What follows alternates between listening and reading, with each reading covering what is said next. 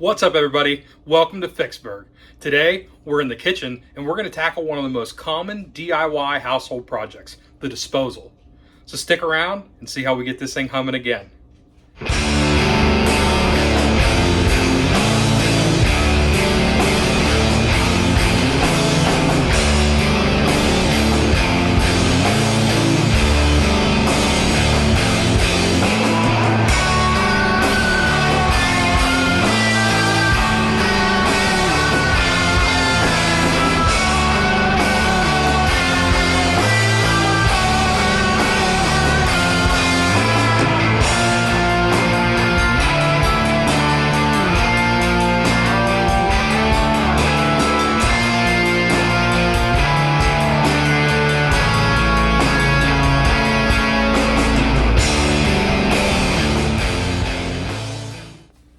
So, the disposal, the most beloved of kitchen appliances. Easy, quick, convenient.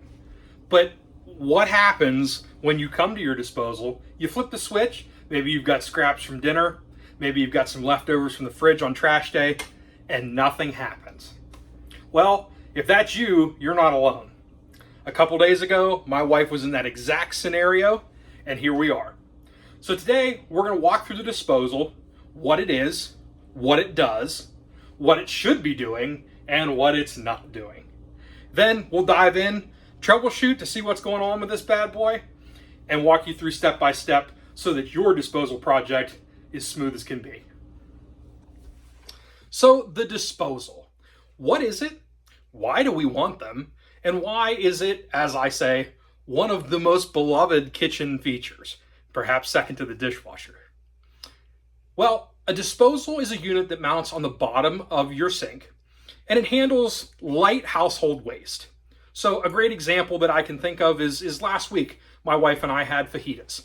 We had peppers, we had seeds from those peppers, we had onion skins, things that after having just emptied the trash, don't want to have sitting around. But they're things that are easily reduced by a mechanical blade, which is what the garbage disposal allows us to do. So it's a very handy device, but you have to keep in mind a few things when you're using a disposal. The disposal is not all powerful, despite how much we wish it was. The blades in the disposal are fairly small. The electric motor, of varying size, powers those blades, and as water flows through your drain, it sucks down that material and reduces it so that it can be taken out through your waistline without any harm. Using the disposal for things that are too large, chunks of food, using the disposal for things like meat or things that are maybe greasy. We'd never want to do that because those blades are very susceptible to buildup and dulling. If you put something down, if a bone, you have a rotisserie chicken and there's a piece of bone that gets down into the blade, thin bones, it may break that up, but every time those blades are going to get a little duller. So the way that we use our disposal, our habits in the kitchen are very important to prevent issues with our setup. So to better visualize the disposal, how it's built, what it should be doing for us, and what might be going on, let's head underneath the sink and we'll check it out in person. All right, everyone, welcome to the underside of the sink. I know, it's an exciting place to be. It's a place that often is neglected. We don't pay much attention to it. It just serves its duty, holding our trash bags and our cleaning supplies. Full disclosure, prior to this video, our cabinet did not look like this, so don't feel alone there. But now that we've got it cleared out, we can get a really good view of the powerhouse that is the garbage disposal. And so we've talked a little bit about what it is, why we want one, and things to avoid when using it. And so I want to take a moment and break down its anatomy, just to show you how it's assembled, what the parts of this unit are, and that'll help us as we go through to troubleshoot what might be going on with it. And so to break down that anatomy, we're going to start with our handy bear claw.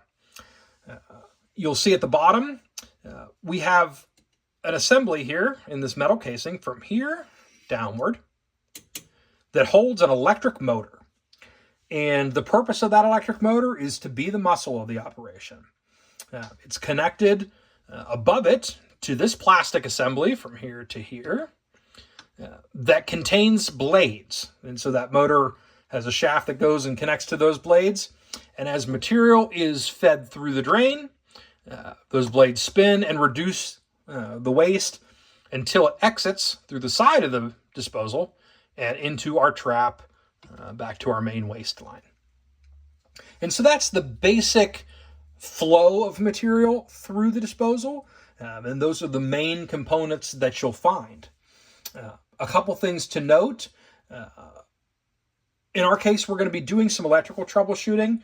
And I think it's fairly common that folks in a DIY situation with a disposal will end up having to at least knock electrical off of their troubleshooting list. And so in our case, we have this wire that comes into the bottom of our electric motor. And if you follow it all the way back up, you'll see we have an outlet in the top corner of our cabinet. In our configuration, to the left of this sink cabinet, we have a dishwasher, which is that black plug. And you'll see our disposal is the bright yellow plug there. So that will be important as we go to troubleshoot.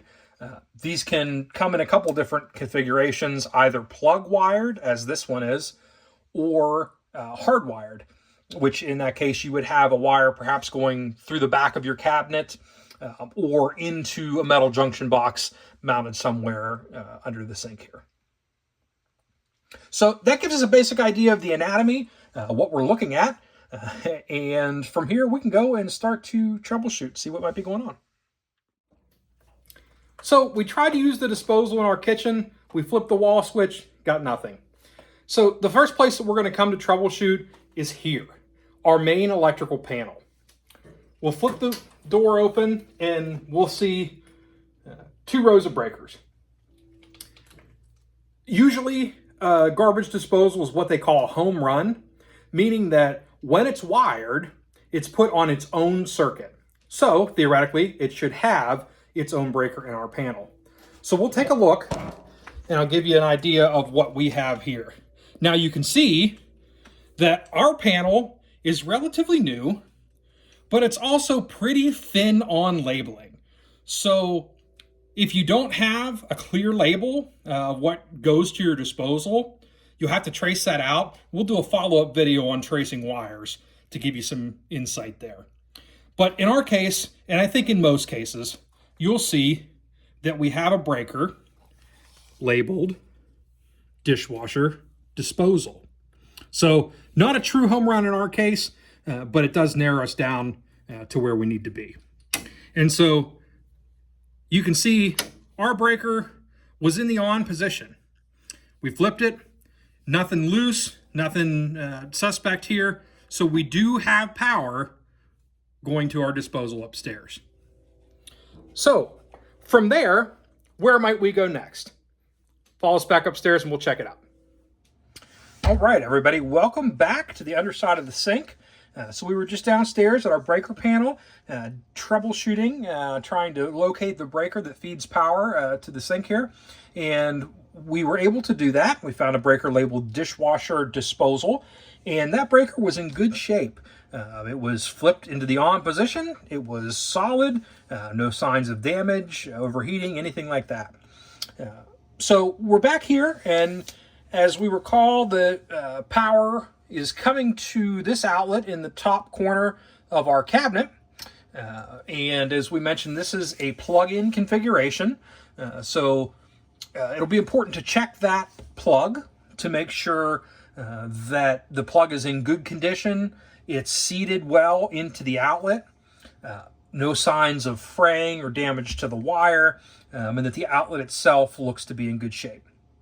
And in our case, that all checks out. Everything looks really solid.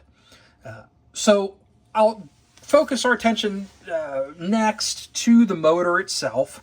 And if we zoom in here a little bit, you'll see that this motor has a data plate. And that data plate is right here. It will be this portion along the bottom of the casing. And you'll see over here to the left-hand side, there's a little box there that has a few notes. The first above that says Class F insulation, thermal protection. And in that box, it says push red button to reset. And so the importance of that is that this electric motor has an internal safety circuit. That's the thermal overload, the thermal protection that the label talks about. And what that does is when the motor overheats, it senses that it's working too hard, it's getting hot, it will open that thermal overload to protect the motor. That protects the disposal itself, but also, as we talked about, these cabinets frequently have a lot in them, things that are close to this motor and disposal. And so if that motor were to overheat, you could even start a fire potentially. And so that's why that safety is there. That safety, as you see noted there, the push button to reset, does have a manual reset. And that is this little red button right here. And when that overload is activated, that button will pop downward out of the casing. And when I did first come to check this out, that overload was activated. So a few things. Number one, we can push that back in to reset the overload and close that circuit. And we can move forward in our troubleshooting now with a much better idea of what might have caused us not to have power at an activation of the disposal at the switch. So because the overload was tripped, I know that at some point the motor had worked harder than it should have, that it was heating up, and that it sensed that. So it stopped to protect itself. And as we had mentioned in the earlier in the video about some of the use cases that could cause that, we'll want to investigate that. See if there's something maybe trapped into the blades, see if there's grease buildup, see if there's something that is causing this motor to work harder than it should. So we'll move forward having reset that overload, and we'll bring our scope out here and head back to the switch and see what we get. All right, everybody, we are back. We are at the top of the sink here. We've checked out our breaker. We found that the thermal overload in the bottom portion of the disposal in the electric motor was tripped, and we've reset that. So now we want to come up and we want to try our switch and see what we get. An important note before we do that, just as always when we're using the disposal, we want to kick on some water flow. And that water is going to run to the outside of the sink entry. And that water is going to flow right down into the blades. We want to do that. It's important to lubricate those blades, keep the heat away. And also, when we are feeding waste material down, to keep that flow going in through the blades. So we'll try our switch here, which for us is on the wall.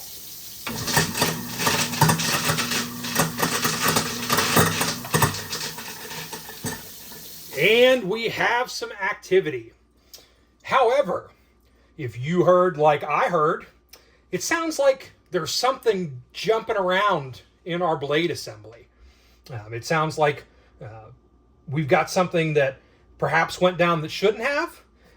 Hopefully not a broken piece of the blade assembly, but we don't have function quite like we should. So we're going to need to investigate a little bit farther and dive in a little bit deeper to the disposal assembly to investigate and see what's going on there. So to do that, we'll jump back underneath the sink. All right, everyone, we're back underneath the kitchen sink after having reset our thermal overload in the bottom of our electric motor and trying our wall switch again. We found that provided us with motion from the motor. Our blades are spinning, but it sounds like there's something there that shouldn't be. In that blade assembly, either there's something that should not have gone down the assembly, that is spinning around in there. Potentially we have a mechanical failure. Maybe a blade has broken. So in order to determine what's going on there, we're going to have to get some eyes inside the top end of the disposal. And so to do that, I brought along a few tools. Off to our side here, I've got a nice LED light bathing the bottom of the cabinet here in some brightness, always handy. To the left side of the disposal, you'll see our drain assembly, and we'll have to break into this to be able to dismount this and see the top end. And so within this trap sits water. And the purpose of that water is to prevent any sewer gases that might come in from our waistline and eventually migrate into our sink and our kitchen, prevent that from happening. The gases will come in, hit the water in the trap, and be stopped from going any farther. So when we do break this open, you're likely to have some water there, and just a little Tupperware container placed strategically can help us with that. Then I also brought along just a small towel, catch anything that might happen there, and a screwdriver, flathead, that will help us break loose our connection here from the worm clamp so we can break this down and see inside of there. So we'll get started and just undo these plastic clamps. First thing I should say before we go any farther there, always safety. Make sure that this is electrically isolated is what we commonly say. Make sure that there's no power coming to it. So we've gone down, and I want to note we've shut the breaker off, and we have also, as you can see, unplugged our outlet from the top corner. And so there's no chance that this motor is going to start while we're working on this. Very, very important. Always keep safety in mind. If we can't do it safe, we're not going to do it at all. So we'll continue to break these apart. And as you can see, there's a little tapered O-ring that sits down inside of there, and we can pull that up.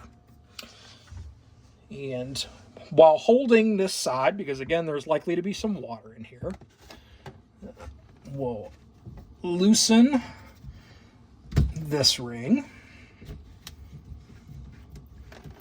And there's that water. Catch as much as you can. It won't be a ton. This water isn't under pressure, so no great loss. If you should get some in the bottom of the cabinet. So we'll take this and we'll set this aside. Now with this free, that leaves us connected on our flange and also here at this worm clamp. And so in order to avoid putting pressure on this line when we drop the disposal, we're going to take this apart. And again, this is just a flathead screwdriver. This one happens to be slotted. You can also use a nut driver on these. A lot of times this is a 5/16 inch nut driver that could do this for you as well, whatever you have handy. And that's just going to take a few little turns there to break loose. And you may even be able to turn it by hand after that to pull it back. And that'll pull back just like that. Make sure we can see that. And then this will come right off. And we'll set that over to the side. And so now that we are free of the drain, and we're free of our lines, we can move up to our mounting assembly. And our mounting assembly is quite handy in the fact that it's multi-part, and so this portion connects to the sink, but it also allows us to separate the unit from the mounting assembly. And we do that by taking it and rotating it. So we'll rotate this until the flange disengages, and then the unit will drop down. So I'll go ahead and do that. Again, make sure you got a hand on the bottom of this unit when you're doing that, just because the weight will tend to pull down as soon as this flange disengages. So we'll go ahead and we'll twist.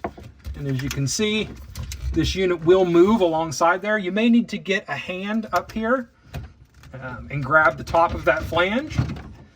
And just like that, our assembly has come down. So we'll take a look now. We'll be able to look straight down into this as if we were standing at the top of the sink.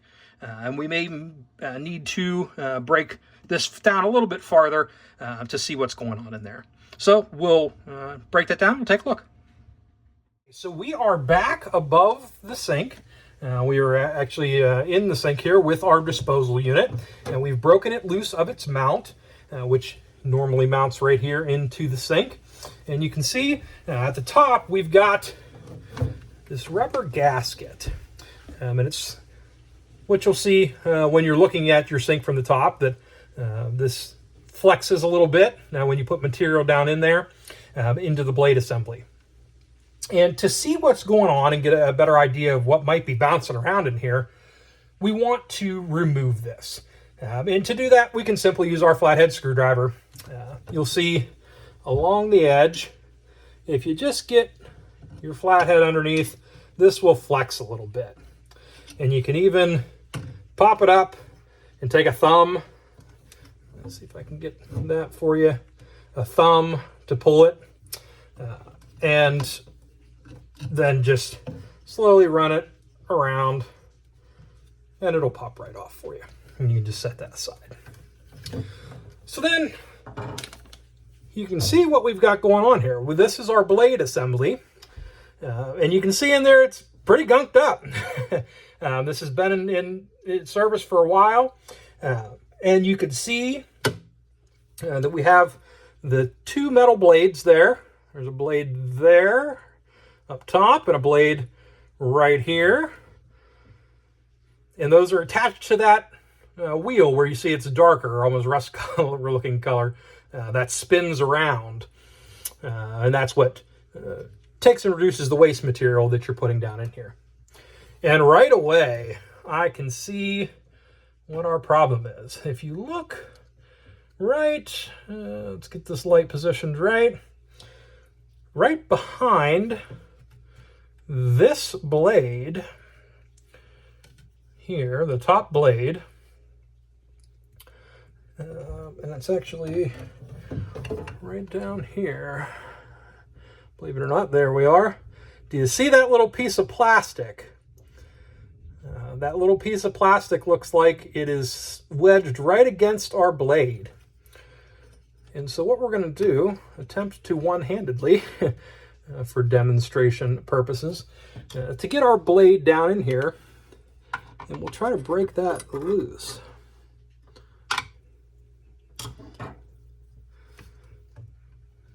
If you can see that little piece of plastic there. And so because this unit's completely disconnected, we can go ahead, take our hand right down in.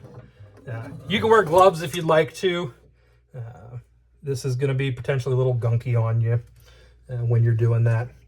And then the other things that we're going to check for are just to see if there's anything else in this that may be bouncing around, maybe making this noise.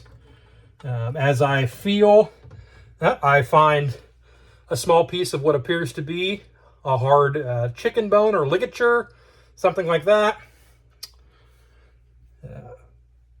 And that appears to be it. Now, it looks like we had a few things wedged in there that were clanking around. I'm just now spinning this with my hand, if you can see that, just to make sure that this spins nice and freely. Checking the condition of those blades to make sure they're nice and solid, not chipped. There are mounting tabs that they're securely mounted to the plate, and all that seems to be the case. So it looks like at some point we were feeding something a little bit heavier than we should have, potentially some chicken or some solid meats based upon what I'm finding here. And as a result, that motor overheated, it tripped the thermal overload, shutting us off, and we've got some remnants of that left behind that were making a little bit of a rattle. So altogether, good news. We see that the unit is mechanically sound. We know that it's electrically sound and that it is running appropriately. So now we can go ahead and I'll rinse this out, make sure that I wipe it down to the best of my ability since we do have it apart. Now is a good time to do that. And then we'll get it all assembled and give her a try. All right, so we are back underneath the sink. Having diagnosed the noise, we got a good look down into our blade assembly, and we found a couple pieces. Looks like remnants of some meat or something that should not have been fed down the disposal, likely was at some point. Unfortunately, that looks like everything that was causing the noise. Our blades are in good condition. They're not chipped or broken. The blades assembly itself seems tight and not loose, and everything spins freely. So we've taken the time to clear that out. We've also sprayed the inside and wiped it down to the best of our ability. It's a great time to do that. It'll help you in the long run to avoid some of the smell that's associated with disposals. Being able to clean right there at the source is always a good idea before we go to put this back together. So now we're underneath the sink and we can work to get this remounted.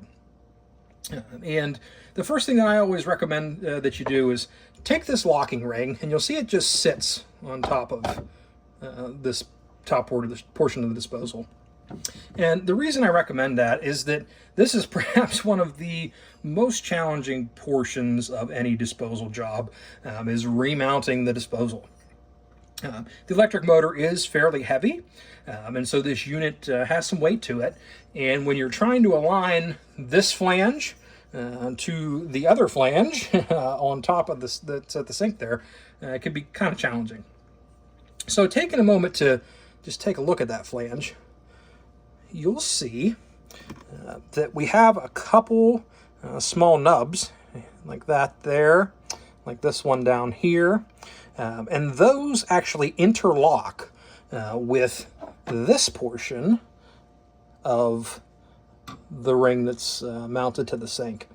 And again, if you recall, when we dismounted that, it's sort of a twisting action that interlocks those. So taking a moment to familiarize yourself with this can be really handy when you do that. And once you've got a good idea, you can set that right on top. It'll go back down. And then our rubber gasket, we've also taken and cleaned that. And you can see here where it mounts right down onto the top. So you can set it there. I like to generally start with one edge, sort of at an angle like that. I'll start with one side down and then just work it around. And two hands is easier than one for that, of course. And it'll just slide right back down over. At that point, you've got this flange that pulls against the ring that we have just reinstalled, and that will compress against the top ring on the bracket to give us a nice watertight seal as matter and water is being passed through the disposal. So we'll go ahead and we'll get this mounted to the mounting flange in the sink, and we'll catch up with you.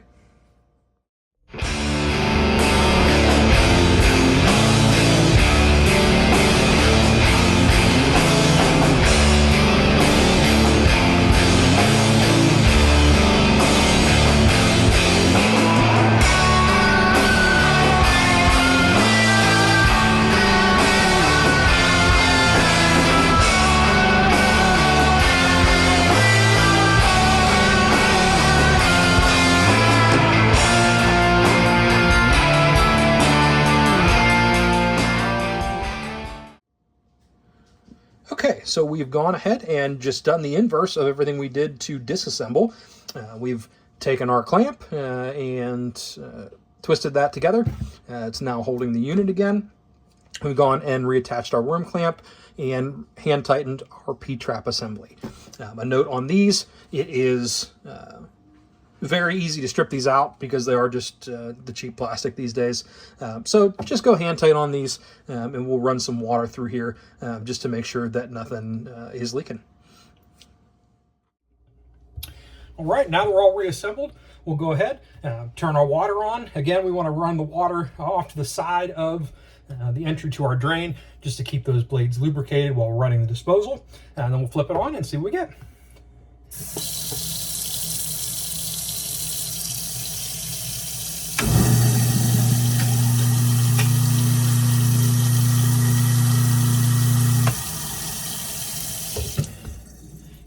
And that is a much better sound. That's what you want to hear from your disposal, that low hum. You don't want to run it for too long, especially when you're not feeding things through the disposal. But you can tell the huge difference from where we started with that high-pitched clang now to that low hum. So looks like we're in good shape. All right, friends, and just like that, we've tackled the disposal. We took it apart. We found that, in this case, it was probably us. Found a little piece of chicken bone, maybe something that shouldn't have made its way down the disposal. But at any rate, I hope that this video was helpful for you, that you know a little bit more about how a disposal is designed, how it functions, and what a DIY project in your home might look like. Be sure to like and follow us here at Fixburgh, and comment below. Tell us what you want to see. We're planning on tackling home repair, some outdoors projects, maybe even some auto repair. I love to get out into the garage. So give us some ideas, something that you need to tackle, have questions about, throw it our way. Now that this is done, time for a cold one down the lounge. See you, Fixburgh.